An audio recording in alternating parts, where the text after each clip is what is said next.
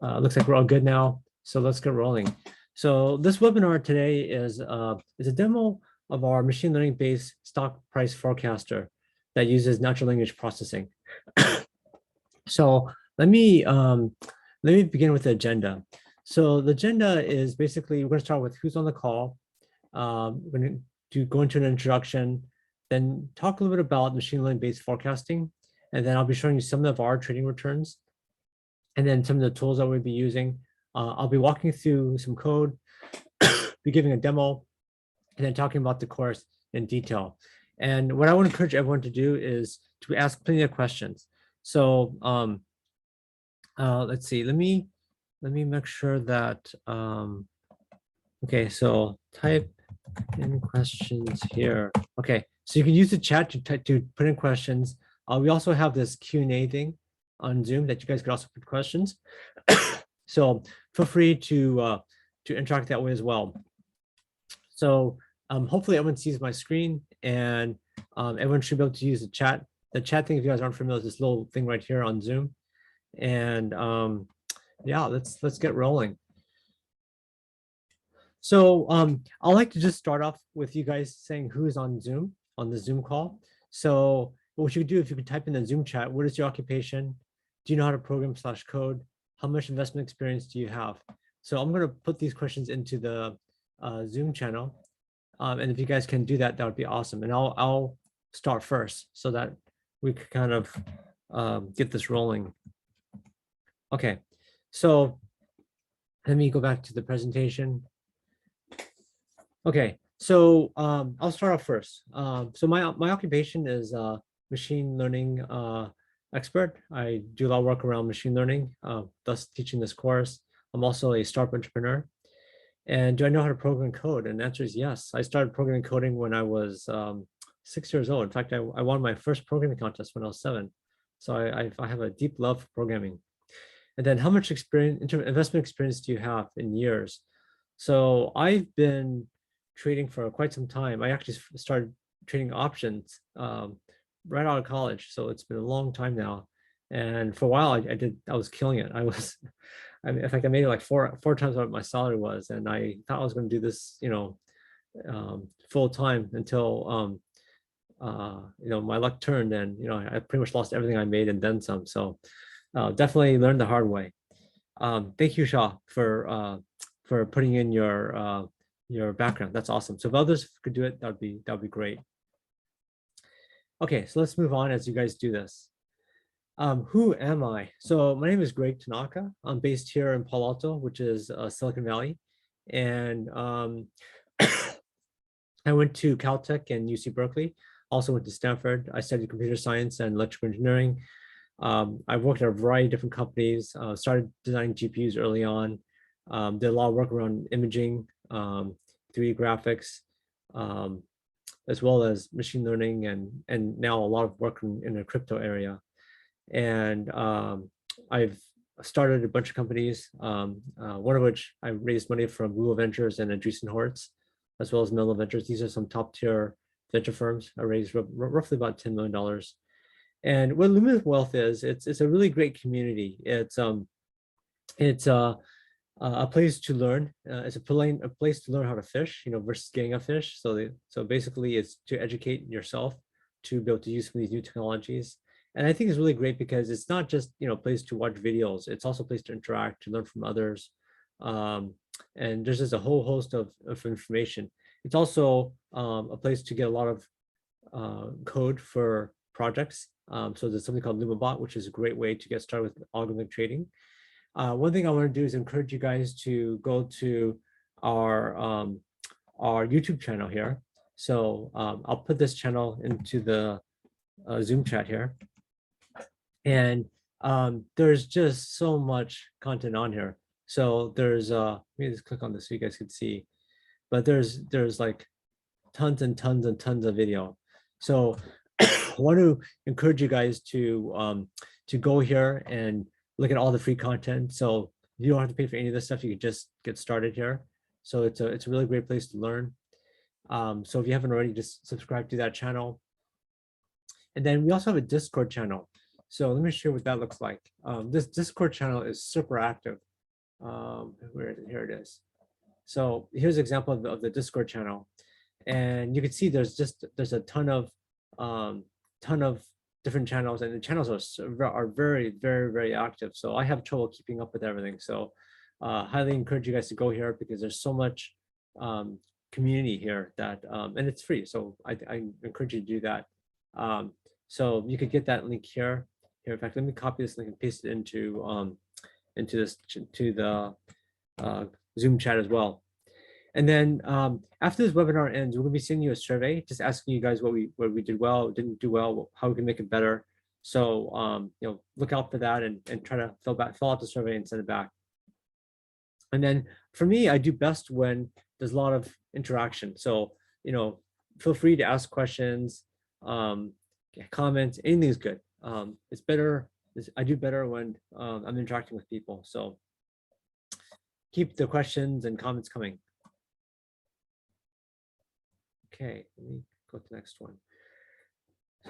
So let's talk about the core of trading, which is really forecasting. Essentially, when you're trading, what you're doing is you're forecasting what's going to happen in the future. Whether you go long or you go short, what you're doing here is you're trying to figure out what's going to happen in the future, and then you're basically placing a trade in that direction, whichever direction you happen to be going. So this is like the core of trading, right? Now, since the 70s and 60s, there's been a bunch of technical analysis tools like RSI, Relative Strength Index, that help you predict what's going to happen.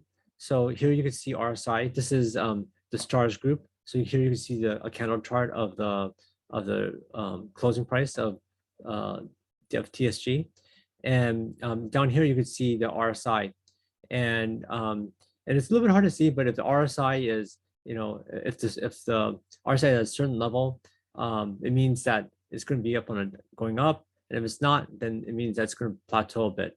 And that's kind of what you see here. It's not a great indicator. As you see, it's pretty noisy. You kind of have to squint pretty hard to see it, but it's better than nothing. It's a way to kind of see if there's certain trends or not. And there's literally hundreds of technical indicators, but these are kind of like old school ways of predicting stocks. But back then, without computer and GPUs and lots of machine learning, this is how you had to do it. Now, the problem with traditional trading indicators is that, and there's this really great website called Seeking Alpha. So Seeking Alpha has lots of high quality trading information. They had this article on there that says algo trading dominates 80% of the stock market. So most of the volume you see on the stock market isn't some individual clicking on Robinhood, right? That's not what dominates the trading. What dominates trading is really all these bots. There's a ton of bots on there, and these bots have been programmed with all these simple technical analysis indicators. And so, with all these simple indicators, it's really hard to get an edge because these trading bots are really fast. They're faster than any human. And so all the really simple, kind of obvious technical analysis type of indicators have been eliminated like decades ago. There really isn't an easy way to just make money doing technical analysis, and that's why it's kind of fallen a bit out of favor now. It's just because it's so much of it is automated that a human can't move fast enough, can't click fast enough to be able to capitalize on some of these indicators. But the second big issue is that the models don't have the capacity to capture complex information. So like the model I showed earlier, this RSI thing, it's a really simple formula. And for complex stock patterns, it's really hard to track them.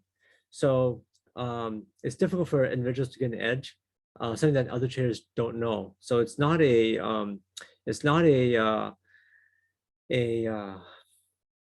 great way to forecast stocks, right? Maybe at one point it was, but not now because it's too common and the models are too simple, so they can't handle complex patterns. Okay, so what's the difference between traditional indicators versus machine learning? Traditional indicators, because they were created so long ago, are really easy to calculate, right? A lot of these you could just do in a simple Excel spreadsheet or even with a calculator. So it's really, really simple to calculate. But the problem with them is that they have limited ability to factor in different information. So they can't really, factor in, for instance, like the Fed is raising interest rates right now, right? Or some of the markets are crashing, right? Or we have this war in Ukraine.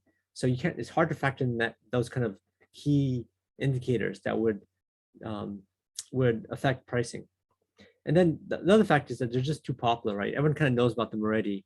And, in fact, a lot of stock trading tools already have these technical analysis indicators built in. So people kind of see them already. So it's hard to differentiate. It's hard to get an edge versus other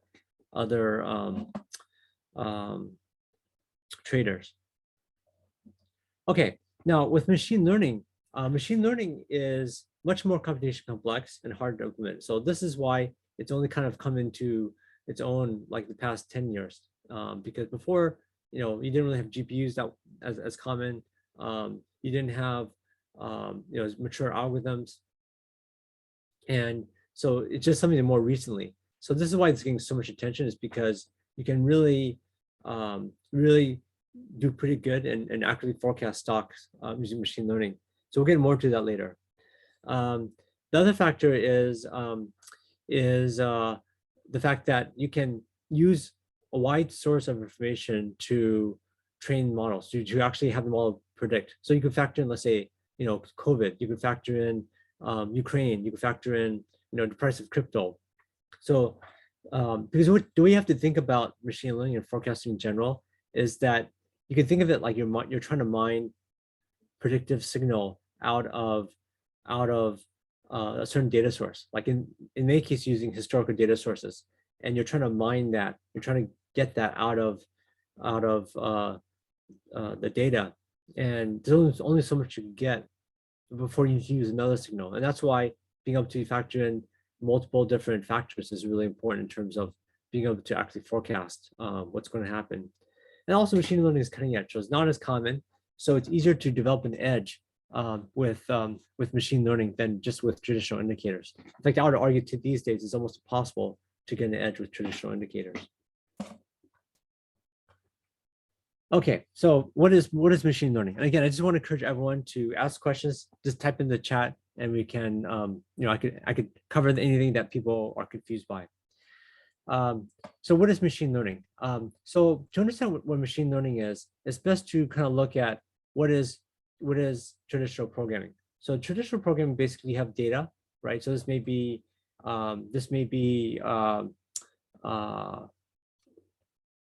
basically what time period you want as an example. Program would be the Python code or Java code that you have written. And what this would do is you put the date into the program, and it will spit out like, oh, I forecast May 11th. Well, the S&P will go up, or whatever happens to be, right? So this is conventional programming, right? So you have this Python program plus some sort of parameters that go into the Python program, then it spits out the results. Now, with machine learning, it's really quite fascinating, because with machine learning, you're not writing a program, right? You're not putting in a program. What you're doing actually is you're putting the data, and then you're putting in what the ground truth is, right? So you may be putting in, let's say, like May 10th, the S&P closed at this price, May 9th, it closed at this price, May 8th at this price, and then so you have the date plus, let's say, the result, right? And then what happens is the model learns what the program is. So it's actually pretty cool. I would argue that machine learning is more analogous to way a human learns than with regular programming. Regular programming is more analogous to like a brain surgeon opening your head up and programming your neurons, right? So this way is much more the way we learn, which is we see kind of like the cause and effect, and we learn the patterns. This is how, like, let's say a teacher would teach a class, right? They would kind of give a bunch of examples, and then hopefully the students pick up what's going on. So this is what machine learning is. It's basically swapping the result for the program, right? You're swapping these two arrows. And then that's what machine learning is. It's basically learning what the program is. You basically put the ground truth in and what the parameters are, and then it figures out what the program is. So very cool. Now, let me just talk about why what the advantages of machine learning. The advantage of machine learning is that, especially for things like forecasting, or let's say recognizing cats and dogs, it's actually really hard to program what the future price is going to be. And so, um, and so uh, machine learning is able to pick up complex patterns that um, that are hard to program. Or let's say you're trying to program, like, what does a cat look like? Pretty hard to do that.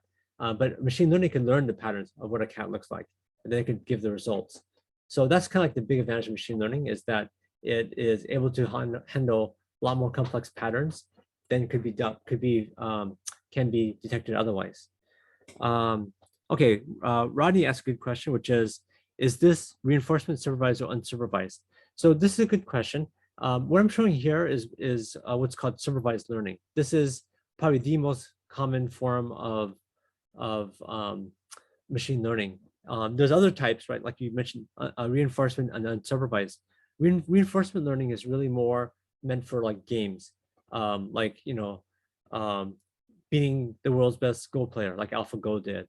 And unsupervised is a kind of an interesting area. So um, one example of that is like embeddings with NLP, where you're trying to find embeddings of or something called like word defect. It's an example of unsupervised.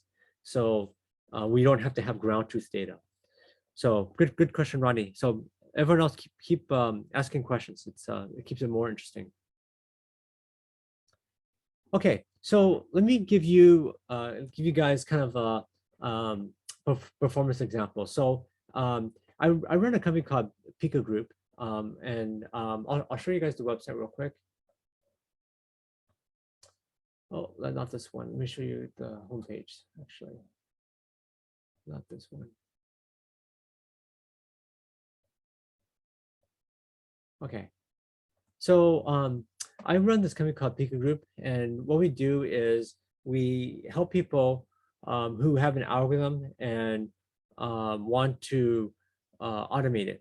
Usually they're day traders, and they want to automate it. And the reason why they want to automate it is because um, it's not too hard to get a little bit of money. It's like, you can imagine, it's not too hard to find pennies on the ground. It's just a lot of work to pick up all the pennies, right? But if you can automate picking up the pennies, it's not so bad, because a lot of the really super profitable strategies are taken by the big boys. So it's hard to make money on that. So we help a lot of traders who have strategies that work, but they're not that profitable. So you want to automate it so they could basically scale without having to spend a lot of time on it themselves. So we develop these kind of custom algorithms. We host on our cloud, Google Cloud, which provides reliability to make sure that that there's no hiccups with the connection or the computer. We have a user interface, which I'll show you guys later, that's kind of a wrapper around the algorithm, whichever the custom algorithm they want. We also have a bunch of safeguards. So so we basically protect. I have a fail-safe, because let's say something dramatic happens, like what's been happening the past few days here in the market, right? We have safeguards to make sure that the trading algorithm doesn't go bonkers. It'll will basically automatically stop the trading if things go out of spec. And then we also have all back testing. This is really important. A lot of people have ideas, but really we want to test it before you actually use real money to do this. And then we have kind of like a big library of machine learning models. So this is what our company does. And let me show you kind of a quick demo of why people are super interested in machine learning for algo trading. So let me pull down this window here. Okay, so I'm going to run a quick demo using our platform. So we can use Alpaca. There's a bunch of other exchanges we support, but we're using Alpaca just for the purpose of this. There's interactive brokers in Bybit, but we're just using Alpaca. So let me do a quick back test, and then let's see. Yeah, let me just so that it doesn't take forever to run. Let me just put some dates in here. Start it when the market opens. Okay. When the market closes. Okay. And then starting cash at 10,000. And then let's see, we'll just use a simple trigger. So what the trigger is basically saying at what point do you want to trade, right? And the simple trigger basically is really simple, which is whenever it's like, in this case, let's make it like let's say, 0.3 or so, it will, if the forecast is 0.3% higher than the actual, then it will trade. Or if it's 0.3% lower than the actual trade, or than the actual price, then it will drop. Oh, sorry, it will sell. Okay, so we put Agilent, and we're not gonna have a maximum position. We're gonna sell the portfolio after trading stops, and then we have lots of different models. We're gonna use random forest rolling, and then we're gonna forecast 15 minutes in the future, and we're gonna trade every 15 minutes. So let me just get this rolling. Okay, a little bit like a cooking show. So we're gonna let this job run now, and then I'll come back to it as I go through the presentation. So that's an example of what our front end looks like. And why are people interested in machine learning? So there's a couple ways to measure performance. And Sharpe ratio is a very common technique. It's basically a ratio of how much risk you get versus return. And usually anything over 1 is really good. For machine learning based investors, a lot of times they could get way over 1. They could get like 3 or sometimes higher. And then the other part is the compounded annual growth rate. So the average for ML based investors is about 42%. So it's pretty good. And this is why people are super excited about machine learning. And just quick safe harbor, of course, this is just some of our clients' experience, but your experience may be different depending on what you're trading.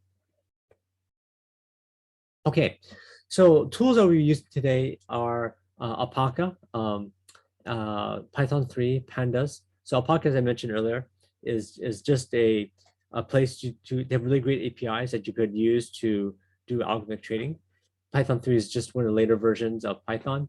Pandas is kind of like the Excel of Python. Basically allows you to manipulate tables very easily.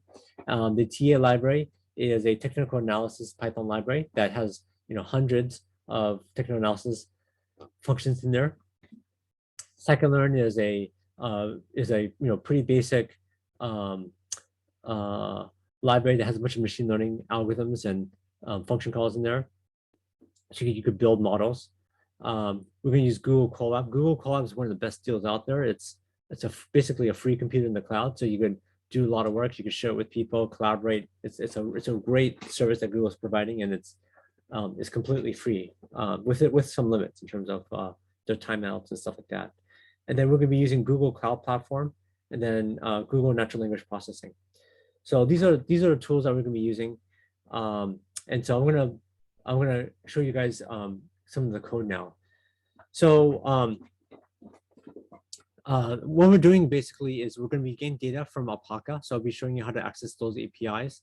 We're going to be scraping FinViz. Let me show you guys what FinViz is. Yeah, thank you, Lachelle. So yeah, just join back when you can. We also this video will also be posted on YouTube. So in case there's some details you guys missed, you guys can also go back and watch it later. So let me show you guys what FinViz is. It's also a great news site.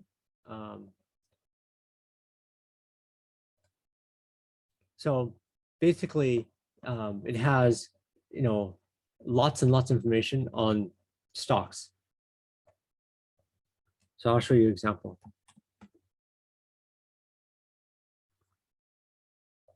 Okay, so this is Agilent, right?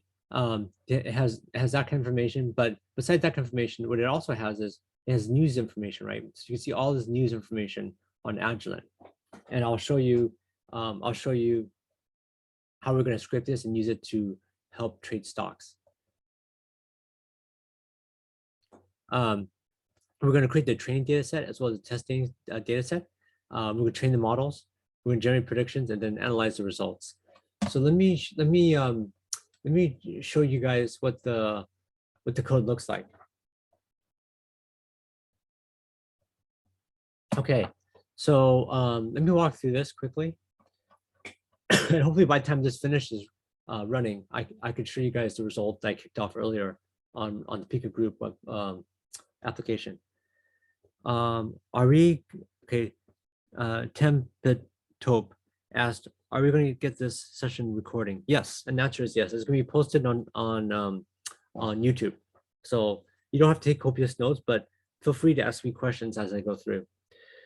Okay, so I'm going to kind of walk through this notebook really quickly. If you guys don't know what Colab is, it's basically like something called interactive Python. Basically, each cell is like a mini Python program, and you can run the cells independently of each other. And so this is really nice because with machine learning, there's a lot of experimentation happens, and it's really easy to experiment with things. So let's see. So here, basically, this pound allows you to run like Unix commands. So just installing some libraries. We need Google Cloud Secret Manager because I strongly believe, especially with financials, you don't want to keep credentials in plain text. It's just not a good idea. And then we basically get some of the libraries that we're going to be using. Like I mentioned, some of these like Python. Some of these are basic Python libraries. You know, we need the library for Alpaca. And then we'll be using NumPys. We're going to use sklearn, as I mentioned earlier, and Google Colab. This is important because this basically connects your Colab to your Google account. Okay, so down here you see the how we access Secret Manager, right? So we put in the secret ID and then project ID, and then we basically call these functions from Google Cloud, and then it basically will return what the secret is, and we decode it here, and then we can use that decoded secret to set the variables to say, for instance, accessing our Alpaca account. And this here, we just initialize Alpaca. So it's pretty straightforward here. And then what we're doing here is we are essentially setting up our Google Cloud so that we can use the NLP, natural language processing. So we're just including the libraries, and then we're importing the credentials, setting all the credentials up, right? So this all gets set up here, and then what we're doing here now is we are setting up the information to do sentiment analysis. So I showed you a FinViz website. Let me see if I can bring it up again. Oh, I think I closed it. But anyways, so that FinViz website has a bunch of news stories on whatever stock you want. So basically what we're going to do is we're going to put those news articles through this analyzer, and it's going to tell us whether it's positive or negative. Right? It's going to tell us the sentiment of that article. We put a few more libraries here. Beautiful Soup, if you don't know, is a really great way to scrape web pages. So it's a free utility Python library to do that. And then yeah, so we're gonna basically scrape data from FinViz, using Beautiful Soup, and that's what we're doing right here. So we scrape a bunch of articles off of it, and then we iterate through the articles. So we go through it, and then what we do is we get sentiment scores for the articles. So here you can see this. You can see articles for Agilent, and we're gonna basically take those articles, and then we're gonna get from our natural language processing. So natural language processing is basically it's known as NLP. Basically reads the text like a human would, and then says, well, this is kind of a positive article, this is kind of a negative article. So it's kind of cool that it's able to do that. And then what we're gonna do here is we're basically just getting it formatted in a way that we can use it to get training data. These functions are just helper functions. This one here is used because there's limits to how much data you can pull from Alpaca. So this allows you to kind of pull it reliably. Otherwise, sometimes you pull data, you don't get everything. Okay, So what we're going to do now is we're going to build our training set. The training set is basically um, consisting of several different columns, like time of day square, Unix time square. So we have all these kind of features going in there, as well as a bunch of technical analysis type of functions. And so here's an example of what this kind of looks like. We have the close price, which of course is the ground truth. We have you have what the technical analysis said of this price, as well as what the sentiment was on that day for those articles. Again, let's see. Lachelle asked the question, which is what sets the threshold criteria for positive and for negative?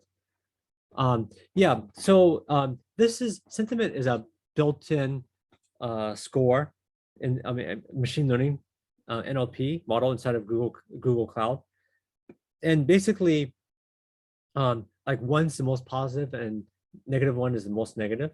And so that's kind of what it is. And then it reads the article like the way a human would read it and say, oh, this is kind of a negative article, or this is kind of a positive article. It's a bit subjective, but it uses that -1 to 1 as a way to output how positive or negative it is. Okay. So we did it for the training data up there. We do the same thing for the test data here.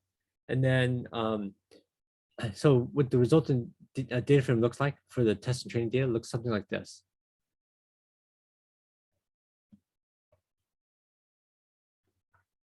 So you can see kind of all the different features that are being fed into this model.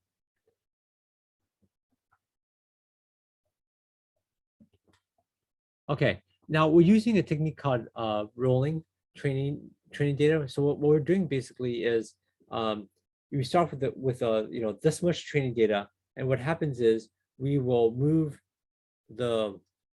make the window bigger and bigger and bigger, right? And by doing that, what we're doing is we're keeping the forecast distance steady. So like in the demo I just ran, it's keeping we're forecasting 15 minutes in the future, right? And so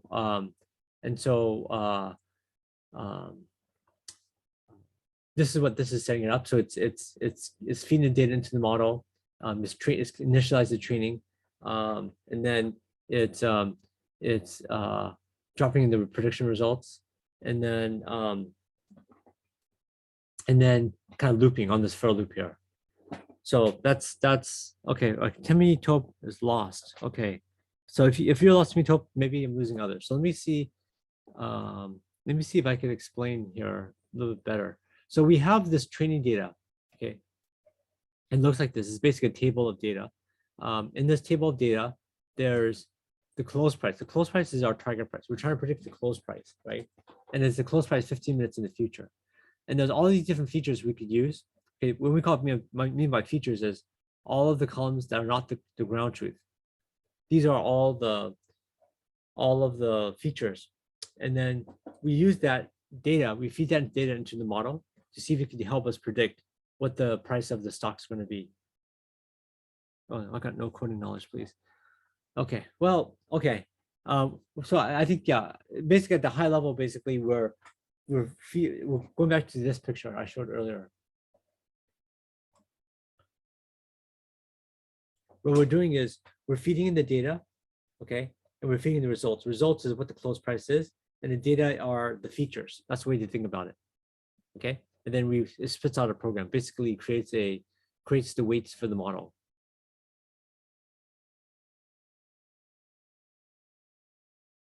Okay. Hopefully that helps. If you guys are still confused, let me know.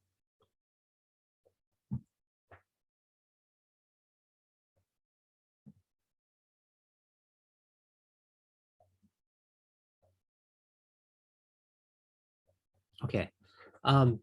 Okay, so where was I? Yeah, so we're training the model, and then okay. This is just some debugging work that I was doing. So now if you look at this, right, you look at like, the close is the ground truth and the orange is the predicted. Now, of course, you see these lines that are kind of separated, but this is just because the market is closed, like, most of the time it's closed on weekends and it's closed during non-business hours. So, but you could see that if you look at the squiggles here, you can see that the model wasn't bad, right? It came pretty close to a lot of the the predictor was actually pretty close to the predicted.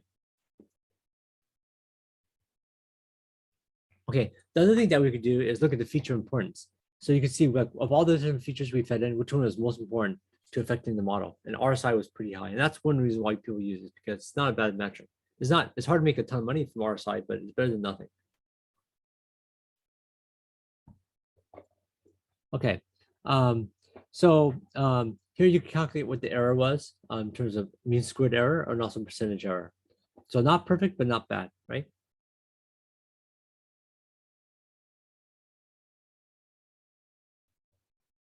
Okay, so now we're going to do something really similar without the NLP. So we kind of build it all up again, but rather than including the NLP, we just feed in the regular data frame, and that's what you see.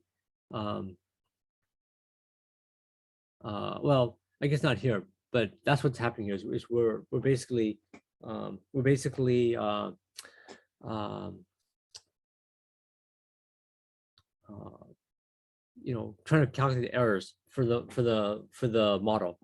And one thing you'll notice here is the p-value. For those of you guys who are statisticians, the lower the p-value, the better the model is. And as you can tell here, e to minus 13 is a pretty low value. So that's kind of the code. Let me see if this thing's done yet, and I can maybe show you the results. Okay, actually, it looks like it just finished. Okay, so let me bring this down and show you guys. Okay, so we started out with $10,000, and then basically, we're getting a 67% return, which is pretty good. The CAGR is about 29, which is nice. So using the NLP to read FinViz factors, yes, that's right, Robert, that's correct. So we're basically using using FinViz information to factor in the price of stocks for instance, how Ukraine's going to do as an example, right? Okay, and then let's see. So yeah, you see a really good Sharpe ratio, a really nice CAGR. And what's interesting, actually, if you look at the stock price at the time, it's actually going down. So it's kind of nice that even though it's going down, we're still making money. So that's the advantage of machine learning, is that you can automate a lot of this and still make money, even during a down market. Okay, so moving on into what is a simple stock train trigger. Basically, if the close price is smaller than the predicted price, then maybe you just don't do anything. Or sorry, maybe then so if the predicted is higher than the close price, then maybe you want to buy a certain amount, and vice versa. And if it's in between, it's still within the threshold, then you don't buy anything. So this is exactly how the simple trigger trading code works.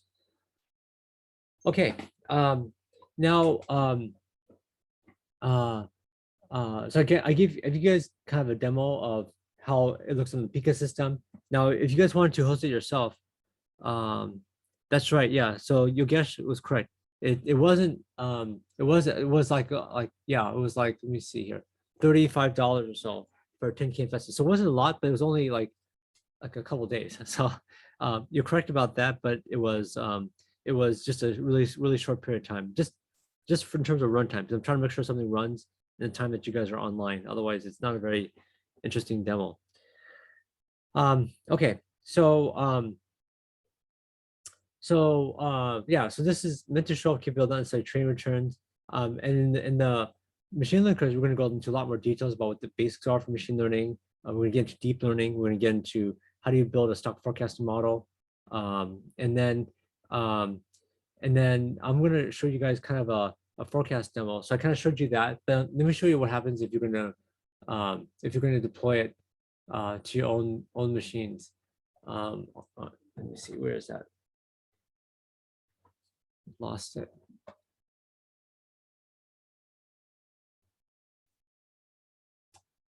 Let me see. Where did I go with that window?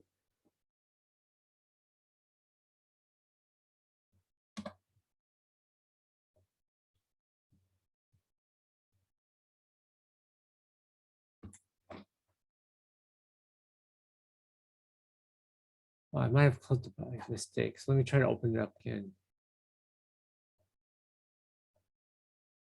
Oh, I found it. Okay, here it is. So yeah, so let me show you guys this. Oh, one question is how much have I profited? Um, so, I do lots of different tradings. I do actually a lot of work on crypto these days. So it's a little bit hard to know um, because like, you have to also liquidate too, right? Some of the stuff I've liquidated, some of the stuff is just up. And crypto has been kind of hit recently, but um, because I use ML, it actually helps quite a bit versus when you let's see, what's this other one?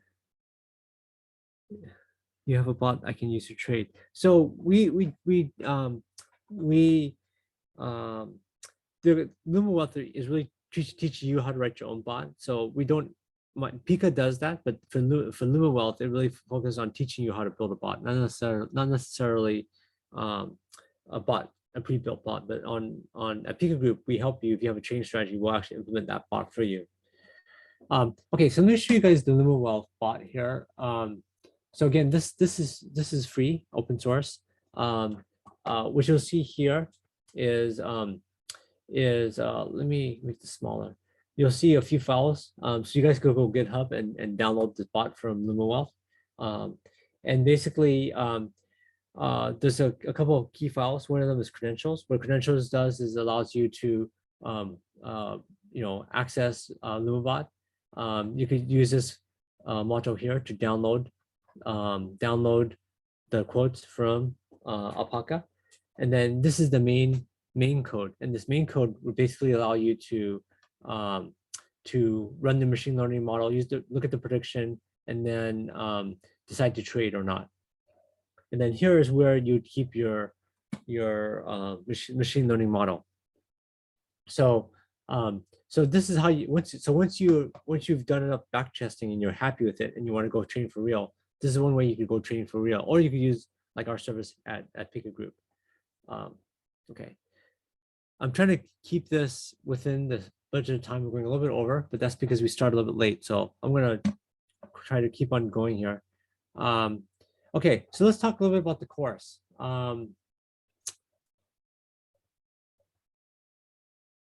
Okay, so the course is let me click on this for you guys. Okay, so the course, there's several different ways you could do it. You could do a self-directed plan, which is basically all of the instructional videos and sample code, so you could do it at your own pace, and it's also much cheaper. We have a live class plan, which is sometimes a little bit hard to get into, to be honest, because we really believe, if in terms of live classes, you try to keep them small and intimate so that people can interact and get enough um, time to ask questions and interact. So um, so, um, this is definitely more expensive than the self-directed class. And then if you really need more of a turnkey type solution, we have that as well. I see Yogesh just had a question here. Can you touch a little bit on trade placement and any challenges with getting close to trades? Wait, can you touch a little bit on trade placement and any challenges with getting too close? Okay, I'm not sure entirely, Yogesh, I entirely understand your question, but um, yeah, I mean, um, there's one thing to think about is that when you're back testing, it's hard to reflect the actual bid spread ask, right? Or like even with crypto, like what the gas fees are going to be, and those do have an effect on the performance. So yes, that's right. So Yogesh is asking about the bid ask spread. Yes, so that's a little bit hard to know ahead of time in back testing, which is why, for instance, like in the simple model, you just go back to that. Right, we have the threshold, so you can make it like 5%, 10%, but the threshold, basically the forecasted price has to be big enough difference to make up for the error and all the friction in terms of trading things in and out. But yeah, you guys, good question.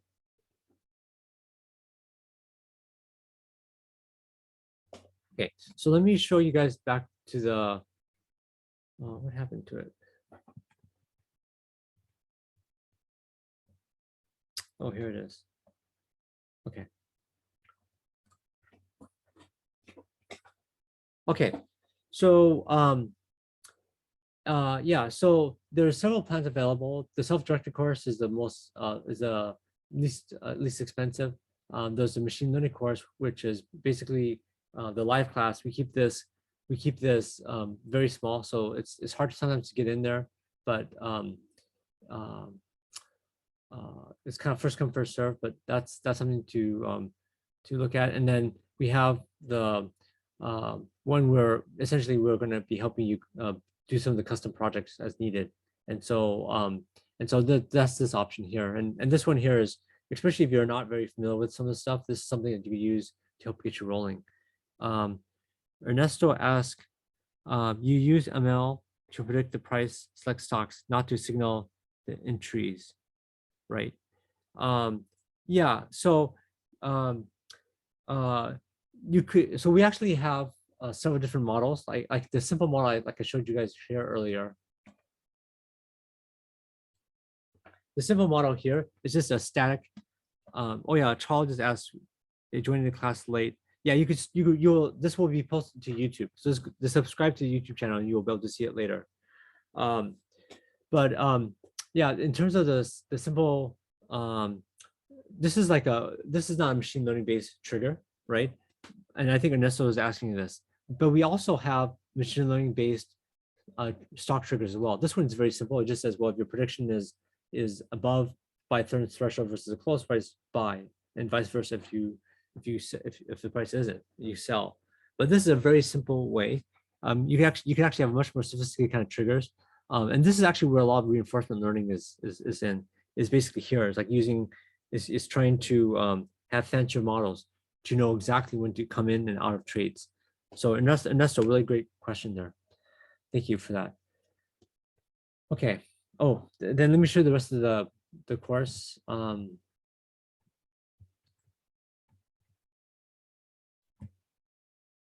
Oh, here it is. Actually, how come I don't see? Oh, here it is. It's down here.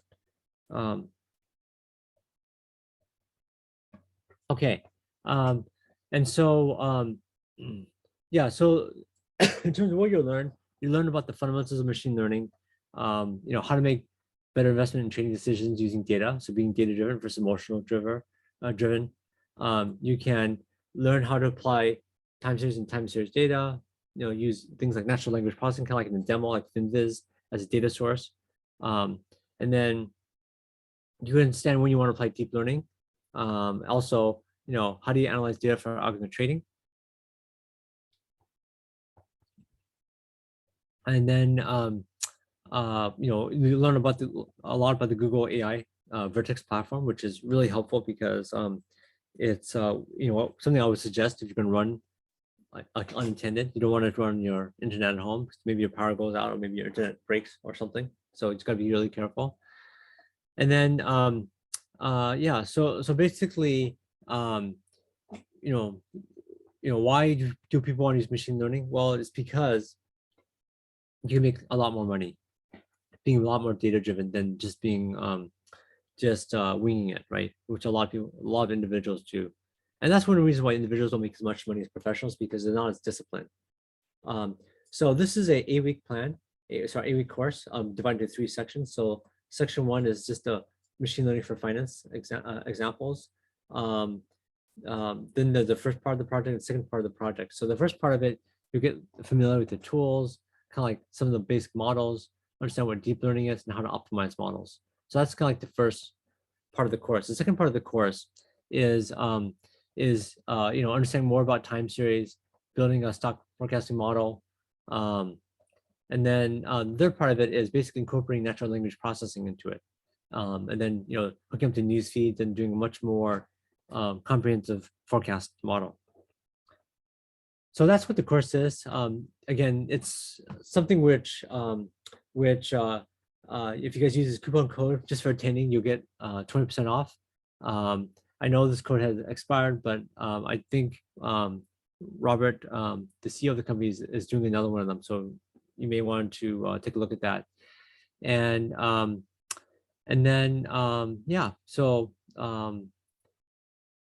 there's two projects that's, Yogesh asks, is FinViz the only source? No, there's many sources, and you want to use all of them. So, or use the ones that are most influential in terms of trading stocks. So like more timely ones is good. So yeah, the first part of the forecaster is use the historical stock price to do machine learning. And then the project two is to incorporate in NLP from the news. So if you use like all these different news sources and more.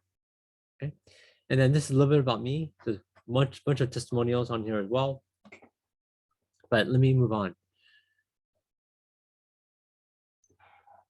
Oh yeah, I forgot to mention. I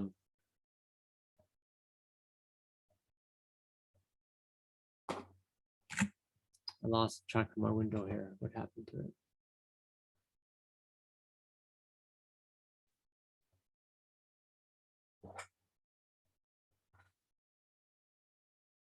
Boy, how did that window disappear? I must have closed by accident here. Let me go back to it.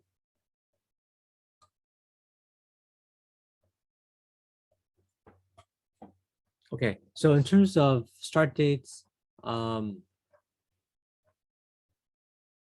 me see.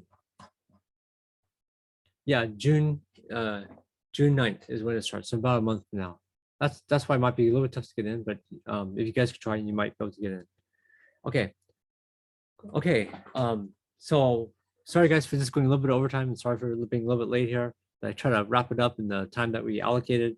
I want to give this chance for you guys to ask questions.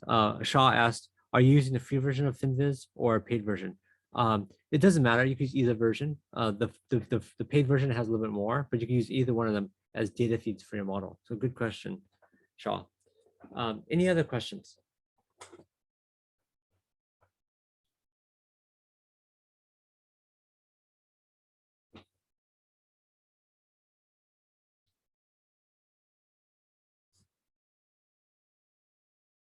Have you tried GPT-3? Yes, I've done a lot of work with GPT-3. So I used it to take a, I worked for this website thing where this job website where they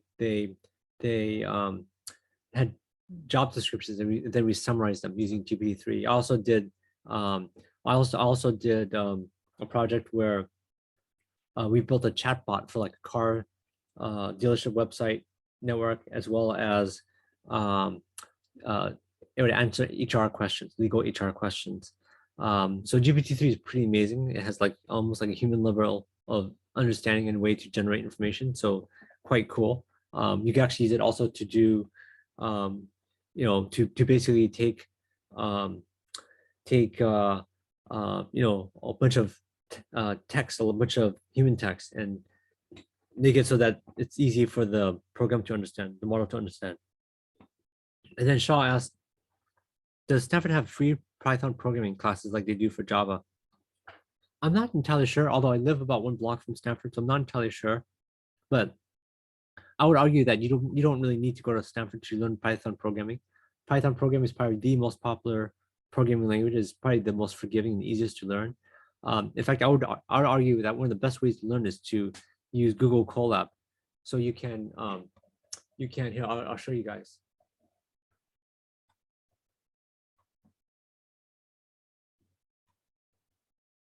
You could just do basic stuff.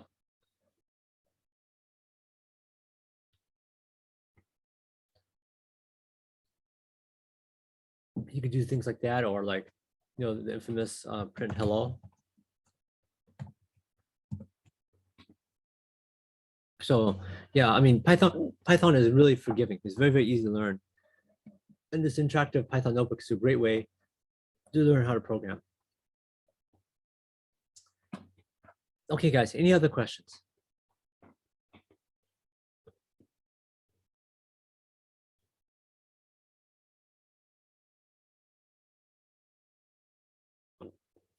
Okay, Shaw asks, what is the best way to write code to draw charts like FinViz?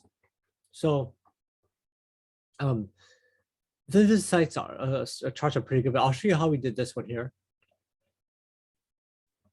Okay, so you could use a library inside of Python called matplotlib, and then you could actually plot out stuff like this. So there's a whole bunch of different charts you can use, but this is one way of doing it. And then there's also libraries like Seaborn, which offer like even fancier visualizations.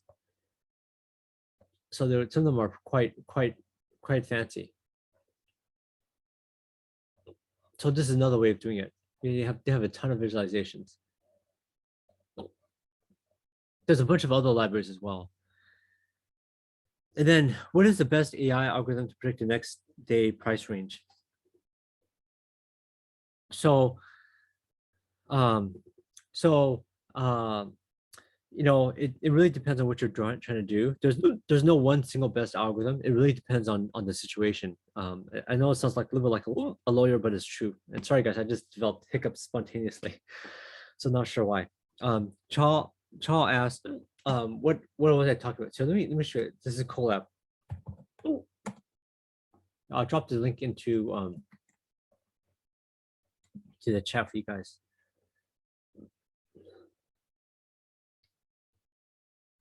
But it's a really great free tool here. So this, if you go here, you can see how to use it. You have lots of sample code and how to get started. It's free, and it's a great way to learn, especially if you don't know how to program.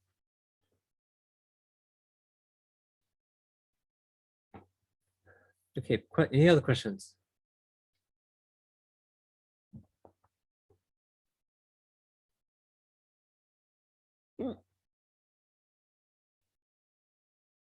Okay. Well, I just want to thank everyone for your time today. Really great interaction. I really like it. Again, feel free to join our Discord, subscribe to our YouTube channel. Lots of great content, and hopefully some of you guys could attend the class.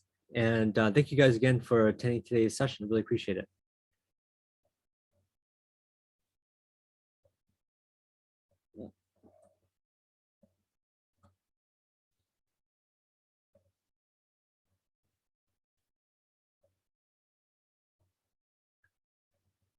Yeah, I saw some people had some chats or someone trying to answer them before I hang it up. I'll drop the Discord link again. Give me a second here.